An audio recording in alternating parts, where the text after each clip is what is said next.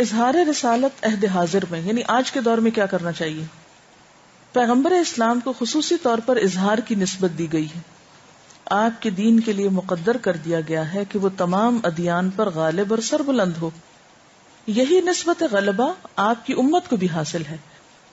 پیغمبر اسلام کے لیے اللہ تعالیٰ نے ایسا کیا کہ 2500 سال کے خصوصی منصوبہ کے ذریعے وہ اسباب فراہم کیے جن کو استعمال کر کے آپ دین خدا کو غالب اور ظاہر کر سکیں. اللہ تعالیٰ کا یہی معاملہ آپ کی امت کے ساتھ ہے. چنانچہ پچھلے 1000 سال کے عمل کے نتیجے میں خدا نے وہ موافق حالات کامل طور پر فراہم کر دیے جو دور جدید میں اسلام کے غلبے کی بنیاد بن سکتے ہیں. پیغمبر کے امتی اگر ان موافق حالات کو حکمت اور صبر کے ساتھ استعمال کریں تو خدا کا وعدہ نصرت دوبارہ پیغمبر کے امتیوں پر اسی طرح واقعہ بن سکتا ہے جس طرح وہ خود پیغمبر کے اوپر واقعہ بنا تھا. امریکہ سے ایک انسائکلوپیڈیا چھپی ہے جس کا نام ہے انسان اور اس کے معبود، مین اینڈ ہز گاڈز. اس کتاب میں مختلف مذاہب پر مقالے ہیں. اسلام پر جو مقالہ ہے اس کے عیسائی مقالہ نگار نے اسلامی انقلاب کے بعد پیدا ہونے والے عظیم نتائج کے بارے میں یہ الفاظ لکھے ہیں کہ اس کے ظہور نے انسانی تاریخ کے رخ کو بدل دیا. یہ ایک مستشرق کی زبان سے اسلامی انقلاب کی پیدا کردہ ان تبدیلیوں کا اعتراف ہے جنہوں نے تاریخ میں ایسے دور رس امکانات کھولے جن کے بعد اسلام کو غیر اسلامی ادیان پر غالب اور برتر کرنا اسی طرح آسان ہو گیا جس طرح بارش آ جانے کے بعد کھیت سے فصل اگانا. پیغمبر آخر الزمان اور آپ کے ساتھیوں کے ذریعے جو انقلاب برپا کیا گیا وہ اگرچہ اصلاً توحید اور آخرت پر مبنی ایک دینی انقلاب تھا مگر اس نے بہت سے دور رس دنیاوی نتائج بھی پیدا کیے. آپ کے لائے ہوئے انقلاب کے دنیاوی نتائج میں سب سے اہم وہ نتائج ہیں جنہوں نے قدیم زمانے کے سماجی اور اجتماعی نظام کو اس طرح بدل دیا کہ وہ حالات ہی ختم ہو گئے جن میں دعوت حق کا کام ایک انتہائی مشکل کام بنا ہوا تھا. سورت برات نازل ہونے کے بعد رسول اللہ صلی اللہ علیہ وسلم نے حضرت علی کو مکہ بھیجا تاکہ وہ اعلان کر دیں کہ اس سال کے بعد کسی مشرک کو بیت اللہ کی اجازت نہ ہوگی. حضرت علی کہتے ہیں کہ میں حج کے اجتماعات میں بلند آواز سے اعلان کرتا پھرتا تھا یہاں تک کہ میری آواز بھاری ہوگی نہیں گلا بیٹھ گیا. مگر آج لاؤڈ سپیکر وجود میں آنے کے بعد یہ مسئلہ کوئی مسئلہ نہیں. یہ ایک سادہ سی مثال ہے جس سے اندازہ ہوتا ہے کہ موجودہ زمانے میں اعلان حق کا کام کرنا کتنا زیادہ آسان ہو چکا ہے. دین کی دعوت کے 2 بڑے دور ہیں. ایک پیغمبر آخر الزمان کے ظہور سے پہلے، دوسرا پیغمبر آخر الزمان کے ظہور کے بعد. رسول اللہ صلی اللہ علیہ وسلم سے پہلے خدا کی جو کتابیں آئیں ان کی حفاظت کی ذمہ داری خود ان امتوں پہ ڈالی گئی جن کے پاس کتابیں بھیجی گئیں. چنانچہ ان کے بارے میں قرآن میں استحفاظت یعنی طلب حفاظت کا لفظ آیا بما استحفظوا من کتاب اللہ وکانوا شہداء. مگر قرآن کی حفاظت کے بارے میں فرمایا گیا کہ خدا نے اس کتاب کو اتارا ہے اور وہی اس کی حفاظت کا ذمہ دار ہے. انا نحن نزلنا الذکر وانا لہ لحافظون. رسول اللہ صلی اللہ علیہ وسلم کی بعثت کے ساتھ خدا کا یہ منصوبہ تھا کہ شرک کو مغلوب کیا جائے اور توحید کو دنیا میں غالب فکر کا مقام عطا کیا جائے. یہ کام اتنے مختلف اسباب کی مساعدت چاہتا ہے جو صرف اللہ کے اختیار میں ہے. چنانچہ اللہ نے 2500 سالہ عمل کے نتیجے میں وہ موافق حالات پیدا کیے جن کو استعمال کر کے آپ نے شرک کو مغلوب کیا اور توحید کو فکری غلبے کے مقام پہ پہنچایا. رسول اور اصحاب رسول کی کوششوں سے جو انقلاب آیا اس کے بعد شرک ہمیشہ کے لیے مغلوب ہو گیا. اس کی کوئی امید نہیں کہ شرک دوبارہ ایک غالب فکر کی حیثیت سے دنیا میں چھا سکے. تاہم موجودہ زمانے میں دوبارہ یہ واقعہ ہوا کہ توحید نے غالب فکر کی حیثیت سے اپنا مقام کھو دیا. سمجھ رہے ہیں آپ اس بار یہ واقعہ الحاد کے ہاتھوں سے ہوا. چنانچہ آج کی دنیا میں الحاد نے غالب فکر کی حیثیت حاصل کر لی ہے. بے خدا ذہن یا سیکولر ذہن آج دنیا کا غالب ذہن ہے. اس کے مقابلے میں توحید کا ذہن عملاً دوسرے درجے پہ چلا گیا ہے. اللہ تعالیٰ کو یقیناً معلوم تھا کہ آئندہ دور الحاد آنے والا ہے، اس لیے اس کی نصرت دوبارہ متحرک ہوئی. پچھلے 1000 سالہ عمل کے دوران اس نے دوبارہ ایسے حالات پیدا کرنے شروع کیے جو بالآخر غلبہ توحید کی جد و جہد کے لیے موافق زمین کا کام کر سکیں.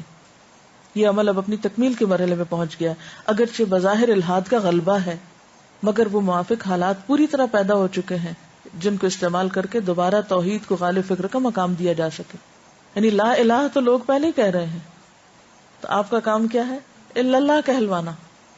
یعنی سیکولرزم کیا ہے یا الحاد کیا ہے؟ کہ کوئی الہ نہیں ہے، سب کچھ اتفاق ہے. بائی چانس سب کچھ بن گیا ہے، تو آپ کا کام کیا ہے کہ اس کو اللہ میں بدل دیں.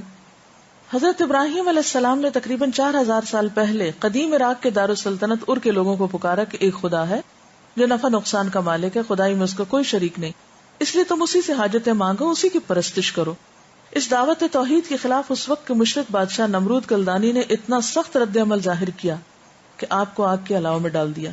آج بھی دنیا کے ہر ملک میں شرک کا عقیدہ پایا جاتا ہے، لیکن آج آپ کسی ملک میں دعوت ابراہیمی کو لے کر اٹھے تو موجودہ زمانے کا کوئی حکمران آپ کے ساتھ اس قسم کا شدید سلوک نہیں کرے گا. ٹھیک ہے نا، اس طرح کوئی آگ میں نہیں ڈالے گا کہ آپ لا الہ الا اللہ کیوں کہہ رہے ہیں. اس کی وجہ فلسفہ حکومت کی تبدیلی ہے. نمرود کے زمانے میں شرک ایک سیاسی عقیدے کی حیثیت رکھتا تھا، جبکہ آج وہ صرف ایک محدود مذہبی عقیدہ ہے. قدیم زمانے میں عام طور پر مشرکانہ نظریہ سیاست دنیا میں راج تھا.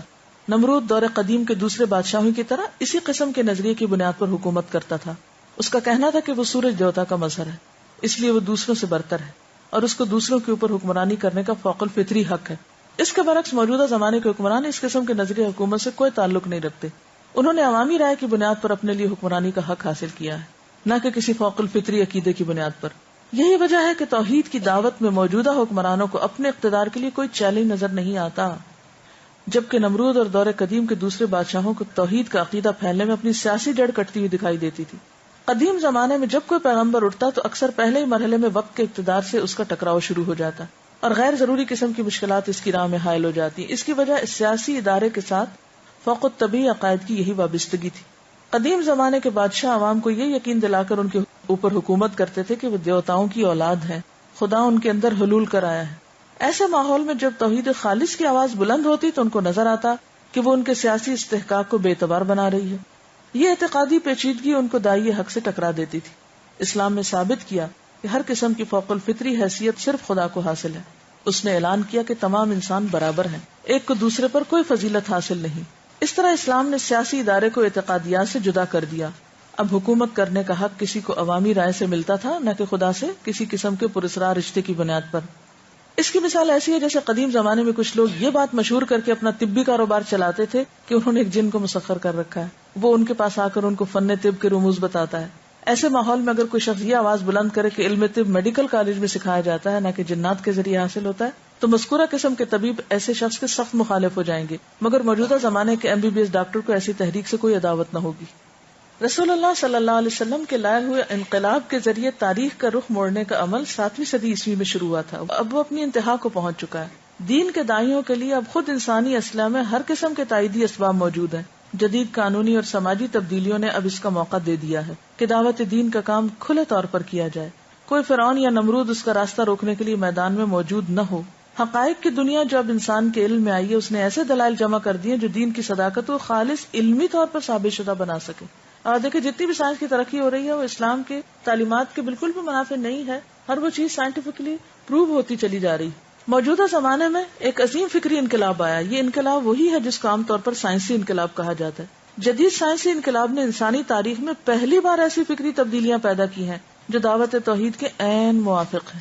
ان کو مناسب طور پر استعمال کیا جائے تو صرف قلمی اور لسانی تبلیغ کے ذریعے غلبہ توحید کا وہ مقصد حاصل کیا جا سکتا ہے جس کے لیے پچھلے زمانوں میں تلوار اٹھانی پڑی تھی.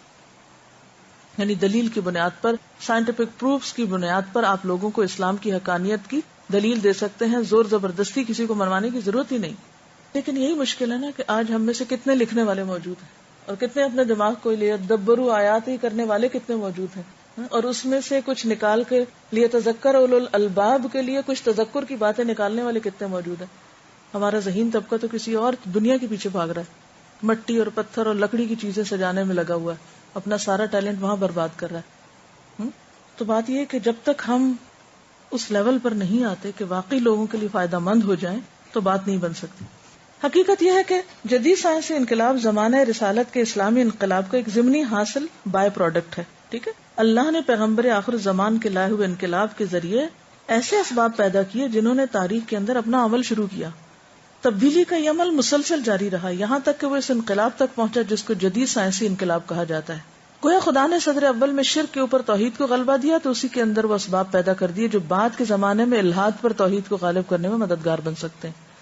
وہ جسے کہتے ہیں نا کہ ما خلقنا السماوات والارض وما بینہما باطلا، اسی کی بات ہے نا. تو آج کا ذہن تو وہی ہے, ذالک ظن الذین کفروا. تو اسی ذہن کی درستگی کے لیے اتنے جو فضا ہموار اور سازگار ہے اس کو آگے بڑھ کے استعمال کرنے کی ضرورت ہے.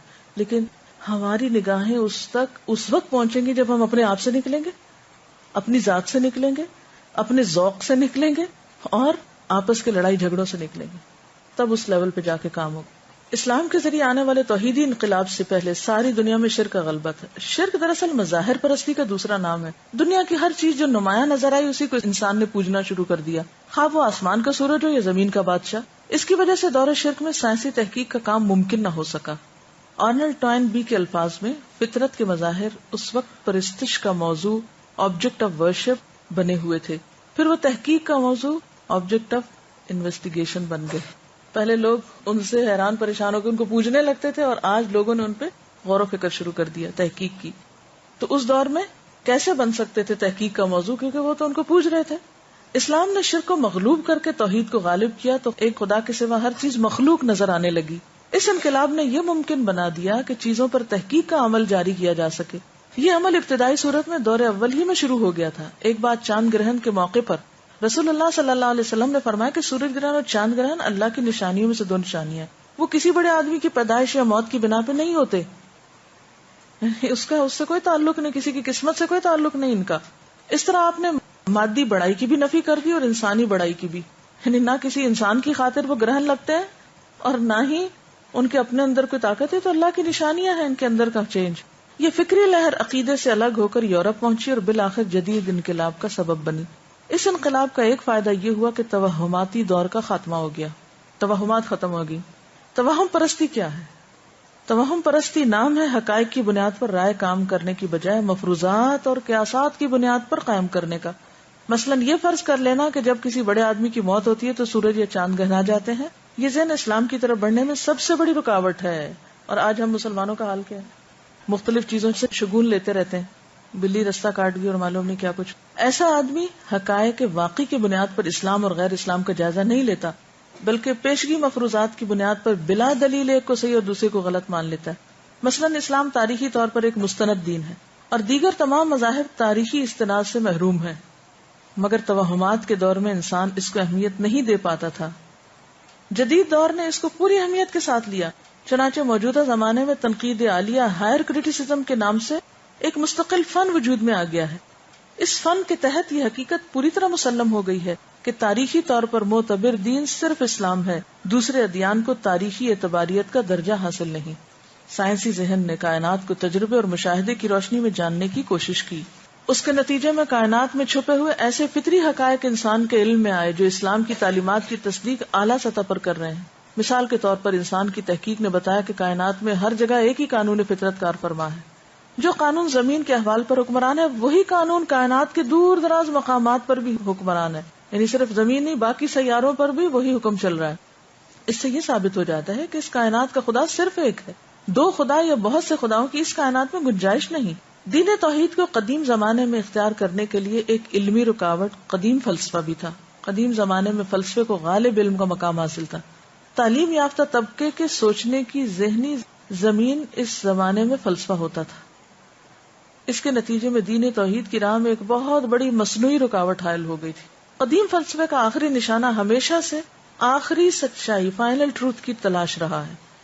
مگر یہ ایک حقیقت ہے کہ تقریباً 5000 سال کی شاندار تاریخ کے باوجود فلسفہ اپنے نشانے تک پہنچنے میں مکمل طور پہ ناکام رہا. اس کی سب سے بڑی وجہ یہ ہے کہ فلسفہ انسان کی محدودیتوں یعنی لمیٹیشنز کا ادراک نہ کر سکا. وہ آخری سچائی تک پہنچنے کے لیے ساری کوششیں صرف کرتا رہا, یعنی الٹیمیٹ ٹروتھ تک پہنچنے کے لیے ساری کوششیں اس نے لگا دی, جبکہ انسان اپنی محدود صلاحیتوں کی وجہ سے بطور خود آخری سچائی تک پہنچ ہی نہیں سکتا.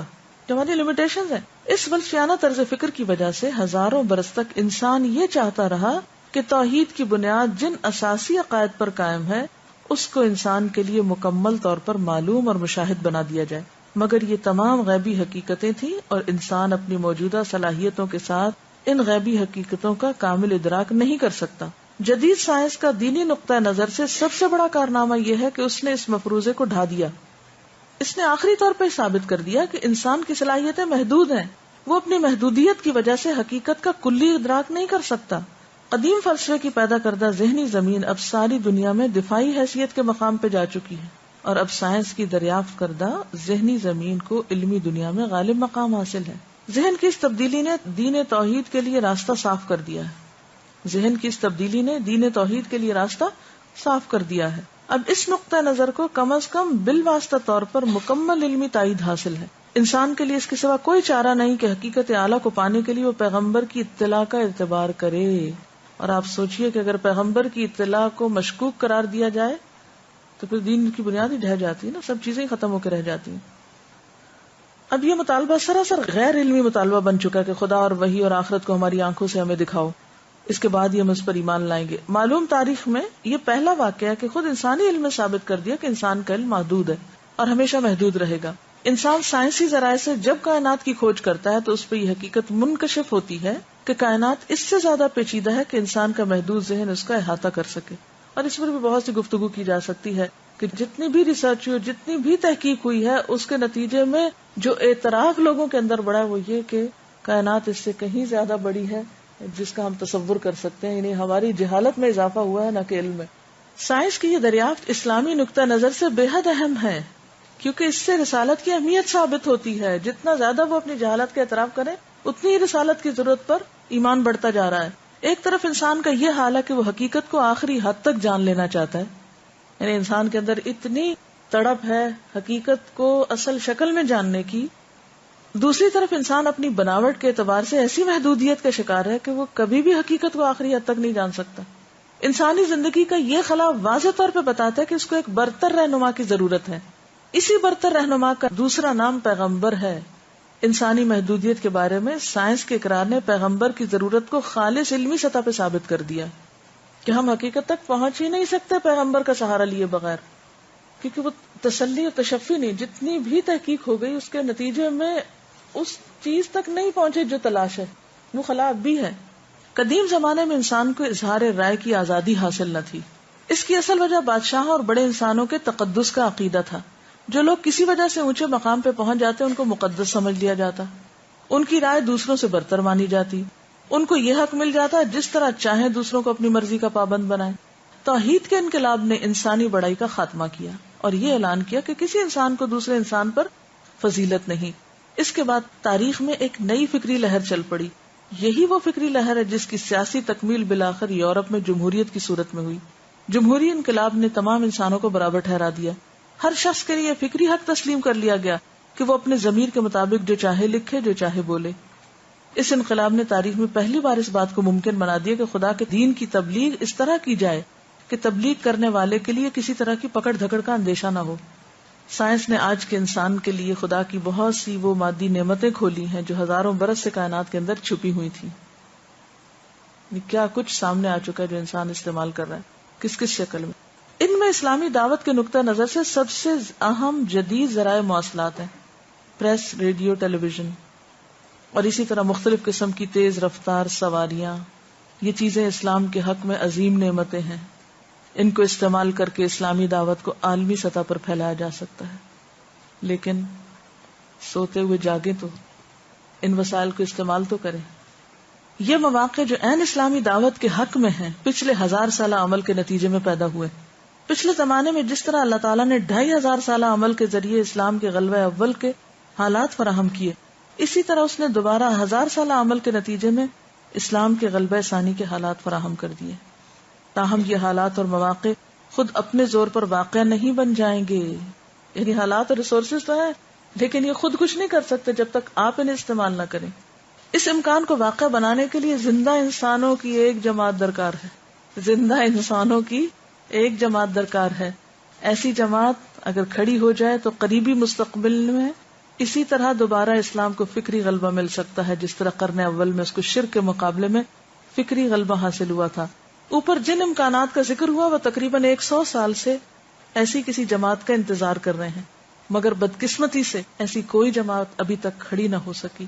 اس میں شک نہیں کہ پچھلے 100 سال کے اندر ہمارے یہاں بے شمار جماعتیں اور تحریکیں اٹھی ہیں، مگر یہ تحریکیں وقتی حالات خصوصاً سیاسی حالات کے رد عمل کے طور پہ اٹھی، ریاکشنری جماعتیں ہیں، نہ کہ اس ربانی شعور کے تحت جو پچھلے 1000 سال سے تاریخ کے اندر کام کرتا رہا اور 14ویں صدی ہجری میں اپنی تکمیل کو پہنچا ہے. سیرت کی کتابوں میں آتا ہے کہ بدر کے میدان میں جب طاقتور اہل کفر بظاہر کمزور اہل ایمان کے اوپر ٹوٹ پڑے تو رسول اللہ صلی اللہ علیہ وسلم شدت احساس کے تحت سجدے میں گر گئے اور اللہ تعالیٰ سے نصرت کی دعائیں مانگنے لگے. اس نازک لمحہ میں آپ کی زبان سے جو کلمات نکلے ان میں سے ایک جملہ یہ تھا: اللہم ان تہلک ہذہ العصابہ لا تعبد بعدہا فی الارض. اللہ اگر یہ گروہ ہلاک ہو گیا تو اس کے بعد زمین پہ تیری عبادت نہ ہوگی. یہ کوئی مبالغہ نہ تھا. حقیقت یہ ہے کہ وہ 313 روحیں جو بے سر و سامانی کے باوجود بدر کے مارکے میں کھڑی ہوئی تھی، یہ محض عام قسم کے 313 لوگ نہ تھے. یہ عصابہ یعنی گروہ عصبہ سے ہے، دراصل وہ گروہ تھا جس پر 2500 سالہ تاریخ منتہا ہوئی تھی، یعنی ختم ہوئی تھی.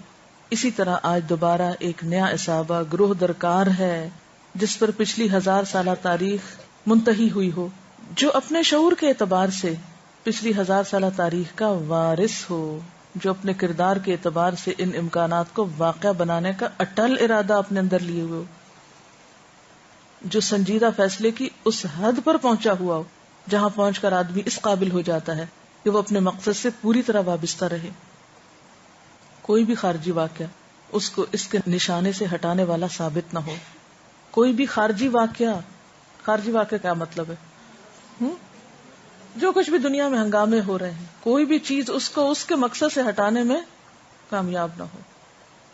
کیونکہ عام طور پر جب کوئی بھی ایک گروہ خاموشی کے ساتھ صبر کے ساتھ ایک کام کر رہا ہوتا ہے، ادھر دنیا میں حالات بدلے، سارے کام کاج چھوڑ کے جسٹ ہنگامے کرنے کے لیے باہر نکل آ کے کھڑے ہو گئے اور اصل کام پھر چھوڑ دیا.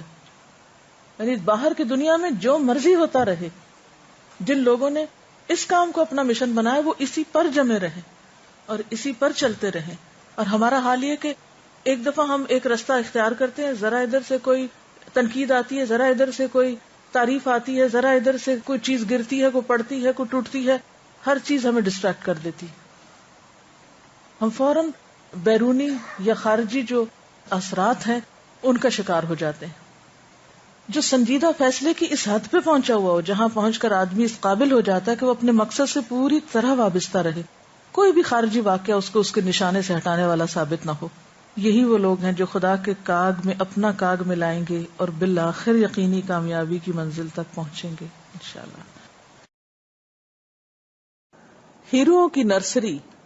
سیرت کی کتابوں میں آتا ہے کہ غزوہ بدر کے موقع پر بظاہر 313 کمزور اہل ایمان پر 1000 طاقتور اہل کفر ٹوٹ پڑے تو رسول اللہ صلی اللہ علیہ وسلم شدت احساس کے تحت سجدے میں گر پڑے. اس وقت آپ میدان جنگ کے کنارے ایک عریش چھپر کے اندر تھے. آپ اللہ تعالیٰ سے نصرت و حمایت کی دعائیں مانگ رہے تھے. اس نازک لمحے میں آپ کی زبان سے جو کلمات نکلے ان میں سے ایک جملہ یہ تھا: خدایا یہ گروہ اگر آج ہلاک ہو گیا تو اس کے بعد زمین پر تیری عبادت نہ ہوگی.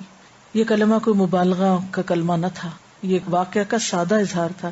حقیقت یہ ہے کہ وہ 313 روحیں جو بدر کے میدان میں حق کے دشمنوں کا مقابلہ کرنے کے لیے نکلی تھی وہ محض عام قسم کے 313 لوگ نہ تھے. یہ العصابہ دراصل وہ گروہ تھا جس پر 2500 سالہ تاریخ منتہی ہوئی تھی. 2500 سال کے دوران مخصوص حالات کے اندر ایک زندہ قوم تیار کی گئی، پھر اس زندہ قوم سے چھانٹ کر ایک گروہ نکالا گیا جو قرآن کے الفاظ میں خیر امت تھا. یہی وہ تاریخی گروہ تھا جس وقت خونخوار دشمنوں کی تلواروں کے سامنے کھڑا تھا. موجودہ دنیا امتحان کی دنیا ہے. یہاں جو واقعات پیش آتے ہیں وہ اسباب اور علل کے پردے میں پیش آتے ہیں. اس کا مطلب یہ ہے کہ اگر یہ العصابہ ہلاک ہو جائے تو موجودہ دنیا میں خدا کی سنت کے مطابق دوبارہ نئے 2500 سال درکار ہوں گے جن کی گردشیں از سر نو جاری ہوں اور اسباب کے سلسلوں سے گزر کر بالآخر وہ افراد تیار ہوں جو مطلوبہ کارنامہ انجام دینے کے لیے ضروری ہیں. موجودہ زمانے میں اسلام کا غلبہ بالفاظ دیگر نبوت محمدی کے اظہار ثانی کے لیے آج دوبارہ ایک العصابہ درکار ہے. العصابہ وہ ہوگا جس پر پچھلی 1000 سالہ تاریخ منتہی ہوئی ہو، جو اس بات کا عرفان کامل رکھتا ہو کہ پچھلے 1000 سالہ عمل کے نتیجے میں خدا نے اسلام کے لیے کیا کیا موافق حالات پیدا کیے. عرفان کامل، اس کو انسرکل کر لیں، جو اس بات کا عرفان علم نہیں، عرفان معرفت اور عرفان، کہ جس کو یہ پتا ہو کہ پچھلے 1000 سال میں کیا کیا امکانات ہمیں ملے ہیں اور کن حکمتوں کو ملحوظ رکھتے ہوئے انہیں اسلام کے حق میں استعمال کیا جا سکتا ہے. یہ گروہ وہی ہو سکتا ہے جو اپنے شعور کے اعتبار سے پچھلی 1000 سالہ تاریخ کا وارث ہو، جو اپنے کردار کے اعتبار سے ان امکانات کو واقع بنانے کی اہلیت اپنے اندر لیے ہوئے، جس کا وجود اور اسلام کا غلبہ ثانی دونوں اس طرح ایک ہو جائیں کہ بظاہر ایک دوسرے سے جدا نہ کیا جا سکتا ہو. اسی قسم کے ایک الصحابہ نے پہلے دور میں اسلام کو غالب کیا، آج بھی اسی قسم کا ایک الصحابہ دوبارہ اسلام کو غالب کرے گا. دوسری کوئی صورت موجودہ عالم اسباب میں اسلام کے غلبے کے لیے نہیں ہے. پروفیسر فلپ ہٹی نے ایک کتاب تاریخ عرب میں لکھا ہے، پیغمبر اسلام کی وفات کے بعد ایسا معلوم ہو جیسے عرب کی بنجر زمین جادو کے ذریعے ہیروں کی نرسری میں تبدیل کر دی گئی ہو. ایسے ہیرو جن کی مثل تعداد یا نوعیت میں کہیں اور پانا سخت مشکل ہے. یعنی صحابہ کرام نے وہ کردار اس طرح ادا کیا آپ کے بعد کہ یعنی آپ کے دور میں تو اسلام کے لیے جانیں قربان کرنا اور مال قربان کرنا اور سب کچھ کرنا وہ تو اپنی جگہ، لیکن اس کو جو کنٹینیو کیا اور جس طرح وہ ڈٹ گئے اور جس طرح انہوں نے وہ کام کر کے دکھایا اور اس کی تکمیل کر دی، وہ ایک حیرت انگیز واقعہ ہے. اور یہ اصحاب رسول ہی کے بارے میں اس نے لکھا ہے. And quality is hard to find anywhere. اگر آپ اوپر والی عبارت کو پڑھ لیں، دنیا میں اسلام کا غلبہ ایک کامل فکری نظام کے مقابلے میں دوسرے کامل فکری نظام کا غلبہ ہے. یہ تاریخ کا مشکل ترین منصوبہ ہے جس کو وقوع میں لانے کے لیے ہیروں کی نرسری درکار ہے، نرسری آف ہیروز درکار ہے. قدیم دور شرک میں اسلام کا غلبہ ہیروں کی نرسری کے ذریعے انجام پایا تھا. اب دور الحاد میں اسلام کا غلبہ دوبارہ ہیروں کی نرسری کے ذریعے انجام پائے گا. قانون قدرت کے مطابق جو شرط پیغمبر اور آپ کے ساتھیوں کے لیے ضروری تھی وہ بعد کے لوگوں کے لیے آخر کس طرح ساقط ہو جائے گی؟ کیسے ایگزمپٹ کیا جا سکتا بعد کے لوگوں کو؟ زمانہ رسالت کے مسلمانوں نے دین کو زندہ کرنے کے لیے جدوجہد کی تھی، اسی طرح موجودہ زمانے کے مسلمانوں نے بھی دین کو زندہ کرنے کے نام پر زبردست کوششیں کی ہیں. اگر مجرد ظاہری مقدار کے پہلو سے دیکھا جائے تو موجودہ زمانے کے مسلمانوں کی کوششیں دور اول کے مسلمانوں کی کوششوں سے کچھ کم نہیں. یعنی آج کے دور میں بھی جو محنتیں اور کوششیں ہو رہی ہیں کم نہیں ہیں، بلکہ کچھ زیادہ ہی بڑی ہوئی ہیں. جان کی قربانی، مال و دولت کا خرچ، زبان و قلم کا استعمال، زمین میں دوڑ دھوپ، یہ سب چیزیں مسلمانوں کی حالیہ جدوجہد میں اتنی زیادہ دکھائی دیتی ہیں کہ خالص مقدار کے اعتبار سے وہ ماضی سے بھی کہیں زیادہ ہے. مگر جہاں تک نتیجے کا تعلق ہے دونوں کے درمیان کوئی نسبت نہیں. ماضی کی اسلامی کوششوں نے تاریخ کے دھارے کو بدل دیا، جبکہ موجودہ زمانے کی کوششوں نے صرف ہماری بربادی میں اضافہ کیا. پھر وہی لیڈرشپ کی بات آتی ہے. تو فرق کہاں ہے اس کو دیکھنے کی ضرورت ہے. نہیں، ایفرٹس تو ہیں لیکن نتیجہ خیز نہیں ہے. کیوں؟ وہ کردار نہیں ہے.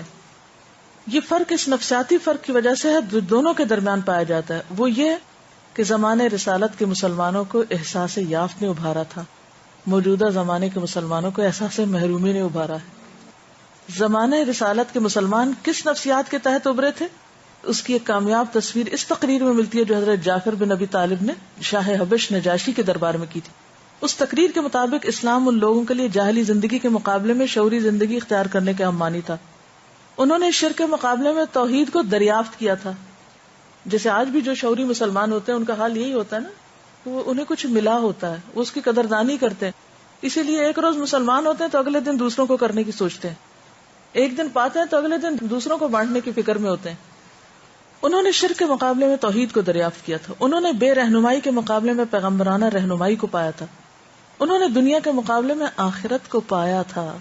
انہوں نے بے قید اخلاقیات کے مقابلے میں ذمہ دارانہ اخلاقیات کو پایا تھا. انہوں نے ظلم کے مقابلے میں عدل و انصاف کو پایا تھا. اور جہاں تک موجودہ زمانے کے مسلمانوں کا تعلق ہے ان کا معاملہ سراسر اس سے مختلف ہے. زمانے رسالت کے مسلمانوں کے جذبات میں اس احساس نے ہیجان برپا کیا تھا کہ ہم نے پایا ہے. وہ شکر گزاری تھی نا کہ ہمیں کچھ ملا ہے. اس کے برعکس موجودہ زمانے کے مسلمانوں کے اندر جس چیز نے ہیجان برپا کیا وہ صرف یہ احساس تھا کہ ہم نے کھویا ہے، گنوا دی ہم نے جو اسلاف سے میراث پائی تھی، سریا سے زمین پر آسمان نے ہم کو دے مارا.